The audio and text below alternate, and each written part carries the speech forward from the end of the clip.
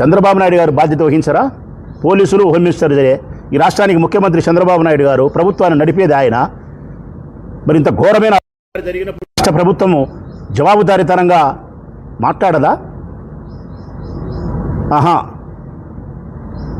15 రోజుల నుంచి 15 రోజులు ఏమి లేదు, దాదాపు నెల రోజులుగా ఆ తల్లి పోలీస్ స్టేషన్ చుట్టూరు తిరిగి తిరిగి తిరిగి తిరిగి అవమానపడి పట్టించుకునే నాదుడే లేడు.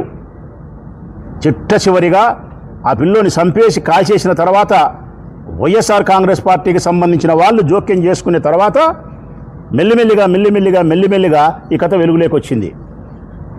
చిట్ట చివరిగా మా నాయకుడు జగన్మోహన్ రెడ్డి గారు వాళ్ళ ఇంటికి పోయి ఆ తల్లిని ఓదార్చి ఒక భరోసా ఇచ్చి మేముండాం, పోరాడతామని చెప్పిన తర్వాత ఈ ప్రభుత్వంలో కదిలికి వచ్చి అప్పటికప్పుడు రాత్రికి రాత్రే అమ్మని పిలిపించుకొని స్టేషన్కు సిఐ మీద కంప్లైంట్ ఇప్పించి కేసు రిజిస్టర్ చేస్తారు. ఇది అయిపోయిన తర్వాత ఘోరం ఏంటంటే కనుక చంద్రబాబు నాయుడు గారు పోతారు ఆమె ఇంటికి.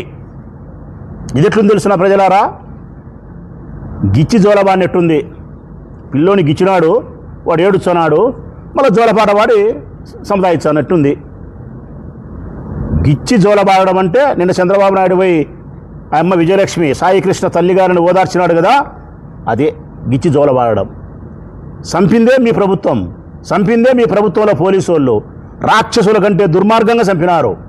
శత్రువులను సైతం చంపని విధానంలో 15 రోజులు హింసించి గోర్లు పీకి నానాకం చేసి వాడి కిడ్నీలు పాడైపోయేటట్టు కొట్టి చంపేసి మృతదేహాన్ని కూడా తల్లికి ఇవ్వకుండా, ఎక్కడో అనాథ శవాన్ని కాల్చేసి బూడిద కూడా ఇవ్వకుండా, నదిలో కలుపుకుంటే దానికి అంత్యక్రియలు చేసేదానికి కూడా ఆ అమ్మకు అవకాశం ఇవ్వకుండా చేసి మళ్ళీ తగుదునమ్మా అని చెప్పి ముఖ్యమంత్రి వాళ్ళ ఇంటికి పోయి ఓదారిస్తే జగన్ పోయినాడని చెప్పి లోకం ఏమనుకుంటుందని జ్ఞానం లేదా ఇళ్లకు?